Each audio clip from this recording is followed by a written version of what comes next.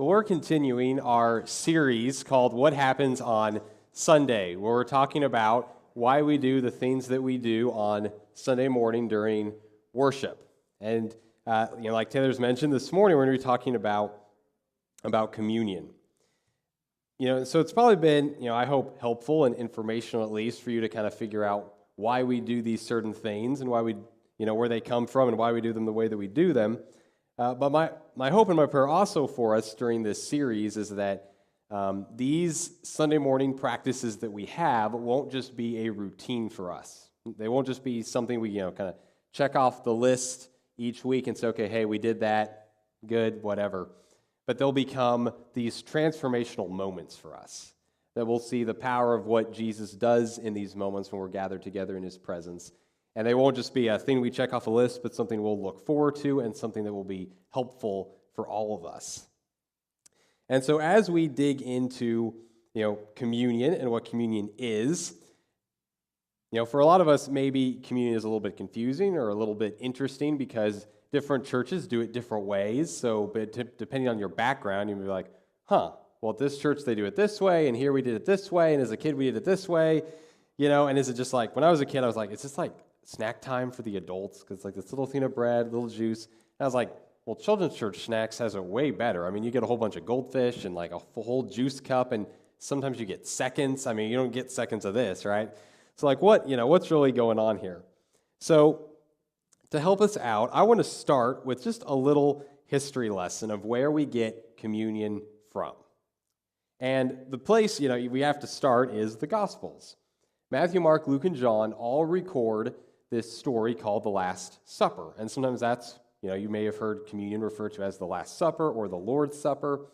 And it comes from these stories in the Gospels. Now, John is the oddball. John, in his Gospel, mentions that they have a meal, and that's about it. Then he goes right on and spends the whole time talking about Jesus washing the disciples' feet. He doesn't really talk about what happens at the meal.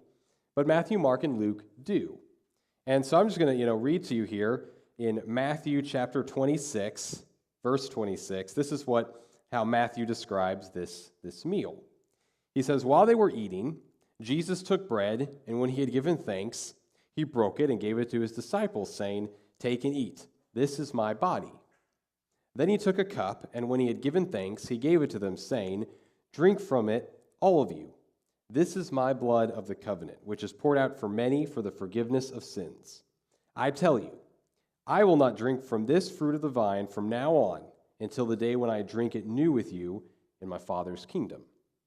So that's the story. That's, this moment where the early church decided, hey, we should practice this. We should do this every week to remember what Jesus did, to celebrate. And so the early church has always done this. In fact, in the book of Acts, there's 4 things that the early church, the very first Christians, devoted themselves to. And one of those 4 things was the breaking of bread. It was the Lord's Supper. So if anything, the church, when they said, hey, here are the 4 things we're going to be known for, one of them was communion. So it's a pretty big deal. It's very, very important. And so we need to, kind of unpack, why is it so important? Why do we do it the way we do it? So in order to kind of help that, because it's done so differently in so many different churches, sometimes it comes to us sort of like a mixed bag, like what's really going on here? It's confusing. What really does communion mean? What really happens? And so there's a couple challenges from church history we just kind of have to understand and know that's going on in the background. So the first challenge is Jesus' presence in communion, because that's something that a lot of churches actually disagree on. Now, in about the first 200 years of church history, everybody believed, hey, Jesus is present in communion. That's why it's so important. He's present, he's here. And towards the end of about the 200s, they started to try to figure out, well, how is he here? How does that work?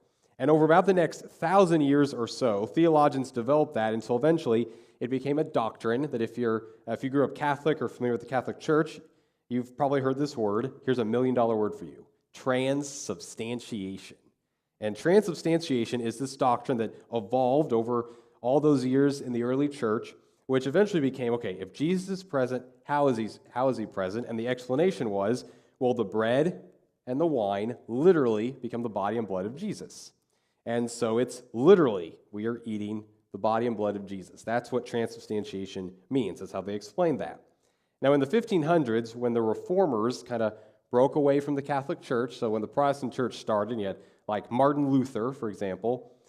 Martin Luther didn't exactly agree with that, so he created his own $1 million word, consubstantiation. He just changed the front end of it. So he still really thought that Jesus was present in communion, but that the bread and the wine didn't literally become Jesus' body, but Jesus was sort of present in the bread. Like he just had a different way of explaining it. So he was a little more on that side, but not all the way. Now, many of you probably don't actually know. You may know Luther, but you probably don't know the guy who was like a contemporary with Martin Luther. And so, here's a name for you, Huldrych Zwingli. How'd you like that for your first name? Hey, Huldrych, what's going on? But Huldrych Zwingli was a theologian at the same time as Martin Luther, and he sort of went in a different direction. And he said, well, they're just symbols. They're just symbols. It's just bread, it's just wine, nothing special happens, they're just symbols. So he made a big deal of Jesus' phrase, do this in remembrance of me. The reason that the front of our communion table says, in remembrance of me, or if you've been to a church where they put in big letters, in remembrance of me, they got that from Zwingli. That's the theologian in the 1500s who said, that's what we should do. That's how we're going to emphasize this. We do this to remember Jesus. So that's the first challenge of how is Jesus present. But the second challenge is, well, what's the proper place of communion in a worship service? Is it at the front? Is it in the middle? Is it at the end? Do we pass trays with COVID? We all have these rip and sip cups that taste like cardboard. But, do we do that? Do we have like a processional to the front? Like, do you do it weekly, quarterly, monthly? How does that even work? So in the early church, they took communion every time they got together. So at the very beginning, that was like daily. Like every day, people would get together, they'd have communion. You have a small group? Communion. You have some church friends over for dinner? You have communion. Like they just always did it. And then pretty early on, they switched. Let's just do it on Sundays when we all gather together. So they did it weekly. But throughout church history, that has changed at different times. Because for a while, there was a time where the sermon became the most important part to everybody. People just love sermons. Like, hey, let's make the sermon longer. Let's have the worship music prepare you for the sermon, and then we'll do stuff at the end to kind of bring you down from the sermon, but it's all about the sermon. And if you're just like, all about the sermon, thanks, I appreciate it, but the sermon's actually not the most important part of worship. And, probably in more recent history, what's become the most important part of worship for a lot of people is the music. And so we've expanded kind of how much do we do music in worship, have a big band, put a lot of money into lights and everything that goes with that. And none of that's bad, but sometimes we've made it seem like, well, the music, that's the most important part. But actually, communion's the most important part. To the early church, the reason we get together is to celebrate communion. It's to celebrate the Lord's Supper. And there's kind of this revival going on now throughout Christianity to say, well, let's get communion back where it's supposed to be, as like the highlight, the climax, the most important part of what we are doing. And there's an important reason for that we're going to get to. And so for us, part of the reason we practice communion every week is because it's really that important. And usually when a church does it, quarterly or annually or like on certain Sundays, usually one of the reasons you'll hear is, well, we don't want it to be like boring or becomes too routine and we don't take it seriously enough. And sure, you can, you can make that argument. I think for us, what's important to understand what happens in communion is so we don't just let it become this routine that's just kind of, all right, whatever, it's communion again, but that it's important. And it really doesn't matter every week that we take communion. So to kind of help us, so those are these two challenges, so to help us kind of understand why communion was so important and why even at the beginning of the church they said, hey, let's make communion one of the things we're known for. I want to take you to the passage that the early church kind of grounded their understanding of communion in. And that's Luke chapter 24, starting in verse 28. This is kind of a story that for the early church was really significant for how they thought about communion. So this story occurs right after Jesus rises from the dead. Some of you will be familiar with it. It's, the journey on the road to Emmaus. And Jesus, he's on the road, he's just resurrected, and he meets these two guys. And they're talking about what's happened in Jerusalem and this person who's been crucified, and was he really the Messiah? And Jesus comes up and talks with them for a bit, and then this happens at the end of kind of that exchange in verse 28. As they approached the village to which they were going, Jesus continued on, as if he were going farther. But they urged him strongly, "Stay with us, for it is nearly evening. The day is almost over." In other words, it's not safe to go walking out in the middle of the wilderness all by yourself. Stay here. So he went to stay with them. When he was at the table with them, he took bread, gave thanks, broke it, and began to give it to them. Then their eyes were opened, and they recognized him. And he disappeared from their sight. They asked each other, "Were not our hearts burning within us while he talked with us on the road and opened the scriptures to us?" They got up and returned at once to Jerusalem. There they found the 11 and those with them assembled together and saying, "It is true. The Lord has risen and has appeared to Simon." Then the two told what had happened on the way and how Jesus was recognized by them when he broke the bread. So this story became really important to the early church because they said, you've got these two guys, Jesus has just risen from the dead, and they physically see him and they have no idea who he is. They don't even know it's Jesus. So that's a little strange. And then Jesus, almost like he preaches to them a little bit because they've got these questions, and he just kind of walks through the Old Testament while they're walking on the road and explains how all these passages explain that, yeah, Jesus really is the Messiah. This was really God's plan. And they still don't get that this is Jesus. But when they do know it's Jesus is when they're sitting at the table with him, he breaks bread, he gives thanks, he gives it to them. It's during communion that they go, "Oh, you're Jesus."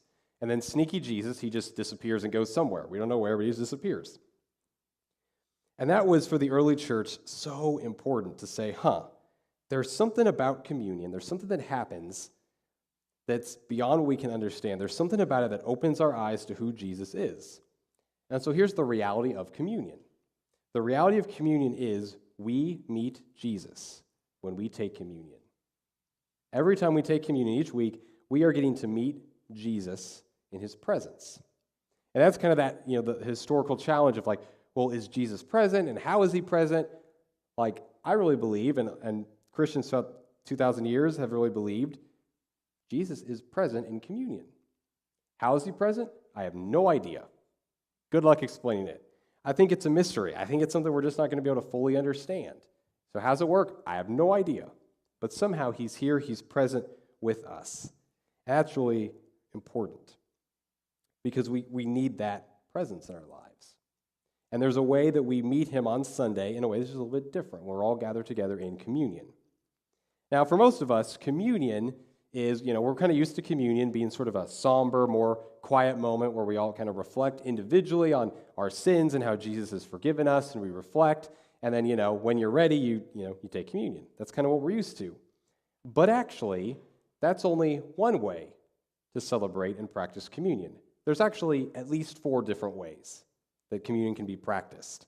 So because we're all really used with this way that's typically called the Lord's Supper, where you focus on Jesus died for my sins, he's forgiven me, you kind of reflect on your sinfulness and ask for forgiveness.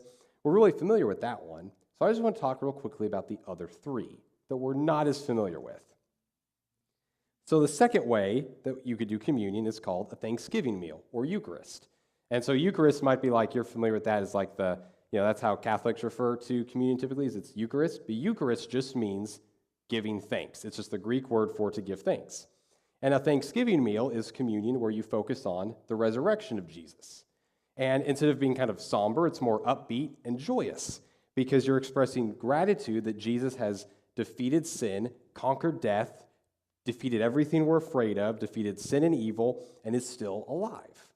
So instead of it being kind of this, "I'm sorry, Jesus," this quiet moment, it's a little more upbeat, a little more he did it. This is good. This is a good thing. It's a Thanksgiving meal, so it's exciting. And this looks at, in all the Gospels, when Jesus does the Last Supper, he gives thanks for the bread and the wine before he passes it out. And Paul, in 1 Corinthians chapter 10, he calls the cup for communion, he says it's the cup of thanksgiving. So that's why the church has this Thanksgiving meal. It's a way to celebrate and give thanks for what God has done during communion. The third way is called family meal.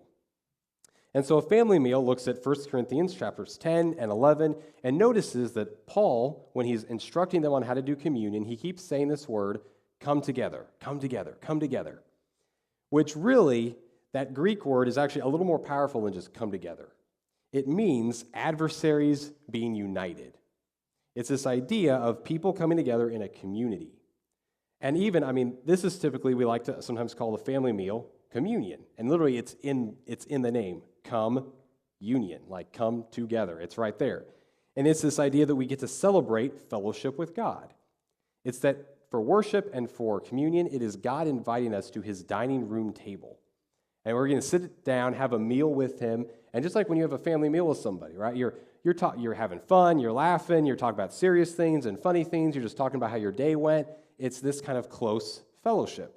Because you don't get invited to just anybody's dining room table. It's a special invitation. It's like here this week, we're going to be all celebrating Thanksgiving and have a great, family meal all together. But it's like Thanksgiving meal, and you just remove the awkward political drama of that, that crazy uncle. You're like, please don't say it. You just get rid of that. And it's this wonderful meal that we get to have together. And it's a warm and mellow tone. Because it's like, hey, we're a family. We're coming together. And the fourth way you can celebrate communion is called the heavenly feast, which looks at how Jesus said, I'm not going to drink this cup again until you're with me in my Father's house. And it looks at Revelation and how there's this image of when Jesus comes back, there's going to be this great banquet, the wedding feast of the Lamb and his church. And it's upbeat, it's exciting, it's celebratory. It's Jesus is a victorious king. So it's not, God, I'm really sorry for my sin. It's, we won. It's exciting, it's high energy, it's like, this is the best thing that could have ever happened. And I saw one church celebrate this heavenly feast in a pretty interesting way. They did it during their Easter service, and during the whole Easter service, they had a black curtain on the back of their stage. Usually they'd have like a stage design, but instead of just this plain black curtain. And the band during communion time played what you're kind of used to. They played quiet. They played kind of underneath everything, what was happening. Everyone's taking communion. But while communion's going on, they just got louder and louder and louder and got a little more upbeat and just kept doing that during communion. And the tech crew started turning on some extra lights and putting some splashes of color lights on the stage. And then once the band hit their crescendo and got to the biggest moment, the curtains got pulled back to reveal this really beautiful, colorful stage design. The crew turned on all these lights, and then the ushers brought out beach balls and started passing them out into the audience. Now, you have to understand, this is a church that it took a really long time. We had quite a fight to get the church to clap during worship. They're like, we can clap in church? Yeah, you can clap in church. And so beach balls were coming out can we do this in church? I don't know about this. Now, we also had this huge section of college students, and so they're like, beach balls, let's go, and they're picking them up and splashing them halfway across the worship center and having really a lot of fun. But that was how they were trying to capture when communion is this type of celebration. It's a heavenly feast. It's exciting, it's celebratory because Jesus won, he's still alive, he has victory. And they were trying to get everybody's attention of, this is what it feels like that Jesus has won. You got to shock people a little bit with beach volleyballs, I guess. And it was really fun. I can still remember that service vividly. So there's this bigger picture to communion. Communion is kind of like this diamond, where when you turn it, every time you turn it, the light just looks a little bit different. And so there's actually 4 different ways we can do communion. And in all of them, we still take the bread, we still have the juice, but it might be the feels a little bit different, or we might have additional parts that go along with it to help us understand it's more than just Jesus has forgiven us of our sin. It's also that he's bringing us together as a family. He's inviting us to his dining room table. It's that he's victorious and still is. And we need those reminders and that presence from Jesus in all of those ways in different seasons of our life. So if you've been paying attention to this series, then you'll remember that every sermon I've said, hey, this series is rooted in the book of Hebrews. You're checking your watch we haven't even gotten to the book of Hebrews yet. So is this a really long sermon? No, don't worry. We're almost there. But I decided to save Hebrews to the end because there's a passage in Hebrews that I think the author takes these four kinds of ways of looking at communion and he just blends them all together in this one picture. So in Hebrews chapter 9, starting with verse 11, here's what he says. But when Christ came as high priest of the good things that are now already here, he went through the greater and more perfect tabernacle that is not made with human hands. That is to say, it's not a part of creation. He did not enter by means of the blood of goats and calves, but he entered the most holy place once for all by his own blood, thus obtaining eternal redemption. The blood of goats and bulls and the ashes of a heifer sprinkled on those who are ceremonially unclean sanctify them so that they are outwardly clean. How much more then will the blood of Christ, who through the eternal Spirit offered himself unblemished to God, cleanse us our conscience from acts that lead to death, so that we may serve the living God? For this reason, Christ is the mediator of a new covenant, that those who are called may receive the promised eternal inheritance, now that he has died as a ransom to set them free from the sins committed under the first covenant. In other words, all the different ways that we can celebrate communion are right here. That Jesus has died to cleanse our conscience, that he is victorious because he went through this perfect tabernacle that's not a part of creation. He's still alive because he's our high priest mediating between us and God, and he's called us. He's called us to come into his Father's house, into his dining room table, and be a part of his family. So it's all combined in this picture that the author of Hebrews gives us. Because what happens in this moment of communion is something that's just beyond what we can understand. See, when Jesus used the word "in remembrance of me," that's actually this little Greek word that it actually doesn't just mean like, I remember like, hey, where are my car keys? Oh yeah, I remember where they're at. It's not that kind of remember. It means more like there's something in the past that affects my present. And because it affects my present, it tells me about my future. It's this word about something a long time ago making a difference today. And because it makes a difference today, it changes how I'm going to live. And so what Jesus is really saying is because of everything he did, when we come together for communion every week, it's this opportunity to know that because of what Jesus did so many years ago, what we need today, he can offer us. Whether that's forgiveness, whether that's a place to belong, or whether that's we need a sense of victory. We need some courage and some strength to be able to deal with whatever is happening in our lives. His presence offers that. So one evening, there was this little girl who came screaming and crying into the living room, and her dad was very, very concerned about this. And she's just bawling. He's like, honey, what's wrong? Dad, are we going to run out of money? And he's sitting there trying to think, like, did something happen at school? Why would she think this? Did something happen with a friend? Like, why would she be thinking this? And he thinks for a minute, and then he gets up out of his recliner, and he says, okay, come with me into the kitchen. So they go into the kitchen, and he opens up the refrigerator, and he says, hey, what do you see? And she's still sobbing, like, spaghetti. Like, she starts to finally, through tears, kind of mention what she's seeing. It's like, well, there's spaghetti, there's eggs, milk, juice. Like, she's just kind of listing off the things in the fridge. She's like, all right, good. Closes the fridge, goes over to the pantry, opens the pantry doors. What do you see? Goldfish, cookies, candy, stuff mom uses to bake with. It's like, all right, good. Closes the pantry, takes her up to her bedroom, opens the closet door. What do you see?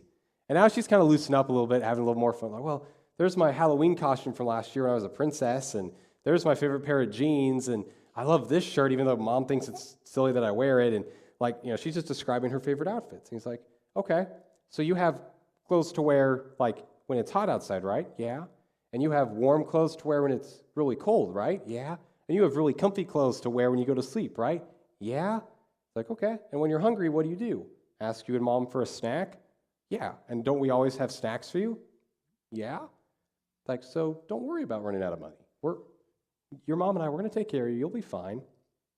Now, that young girl, she was old enough to, for some reason, think, maybe we can run out of money. But she is not old enough to understand budgets and spreadsheets and bank accounts, right? Like if dad would have said, well, honey, come up here on the recliner and let me show you, here's my bank app and here's our checking account and here's the savings account. And let me show you our investment portfolio and here's your college fund and here's the rate of return. And so what that means is, and she'd be like, what? If he pulls open, here's our Excel spreadsheet where we track our budgets. And she'd be like, Dad, I don't understand. What does that even mean? I don't even know. She doesn't understand all that, but she can understand a fridge with food, a warm, comfortable bed to sleep in, clothes in the closet. She can understand that. We may not be able to understand all the ways that God works and everything he's up to, but we can understand this. It's something as simple as a piece of bread and a cup of juice. And what's so helpful about this is it's tangible. Like every week, you get to actually feel a little piece of bread. Yes, maybe it's a little more like cardboard in this form. I don't know. But you get to feel it, and you get to taste it. And you get to taste the juice. Like every week, you get to know, it's really here. And as real as this is as real as all of God's promises. As real as this is the reality that he forgives you. As real as this is, it's just as real as that he's on the throne. He's still in charge. He's coming back. That's why we do this every week, because it helps us to know that Jesus is real. Because sometimes it's hard, because Jesus is kind of like an invisible friend. But this is his way of saying, I'm not as invisible as you think. I'm here, I'm coming back.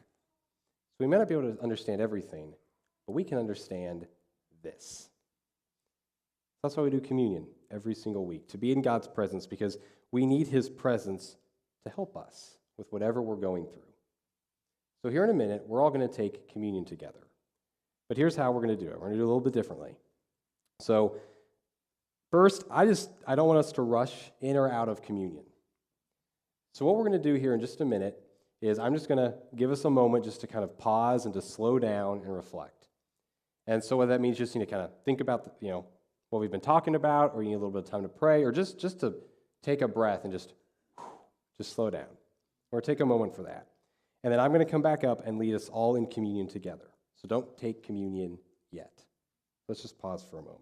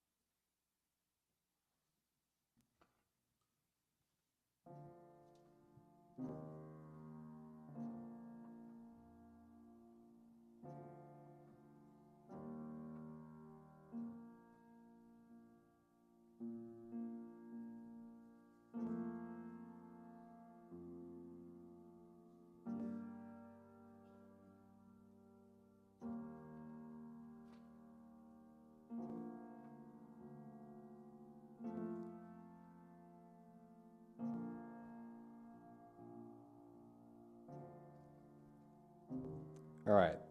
So as we take communion all together, here's what I'm going to do, is I'm going to lead us in taking the bread and taking the juice. So I'm just going to say what Jesus said in Matthew, and then I'll give the signal. You'll tell us, so I'll get us ready to take the bread. We'll take the bread together, and then I'll say the next line, and we'll take the juice together. So go and get, I know some of you are getting your cups ready. So we take communion every week as just a reminder, but also as a way for us to know Jesus is here, and he's with us. So on the night Jesus was betrayed, he took bread, he gave thanks for it, and he broke it, giving it to his disciples, saying, "Take and eat, this is my body broken for you."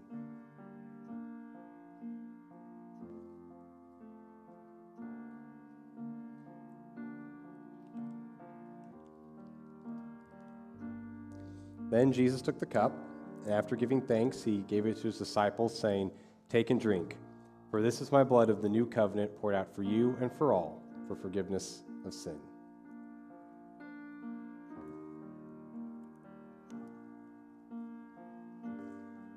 Jesus, we are so thankful for your presence and your sacrifice and your grace, but also for your justice, your wisdom, and that you are the King of Kings and the Lord of Lords, and you're still on your throne. And so, God, help us. Help us in times when we're discouraged and want to give up. Help us in times when we're just too prideful and need some humility. Give us the wisdom to know how to live our lives and how to follow you well. And Holy Spirit, help us to be more aware of your presence, of your voice that's still calling us and leading us. Thank you for all you've done for us and all you'll continue to do for us. And help us hold fast until you come again. Amen. Now, as we get ready to continue to worship through music, I'm going to head to the parlor on my right, your left. And if you're in here and you haven't decided to follow Jesus yet, I'd love to talk with you. You can come back there during these next couple of psalms. Or if you just need some prayer, I'd love to meet you back here and pray with you as well. And if you're watching us online, hey, we're so glad you joined us online, and we'd love to see you in person soon. We hope you'll come visit us. But if you also have a decision to make for Jesus, want to know more about what it's like to follow him and belong to a church, all the information you need is going to be on the screen. So that's our phone number, email address, and you can always send us a Facebook message, and we'd love to connect with you and help answer questions and help you find a place to belong.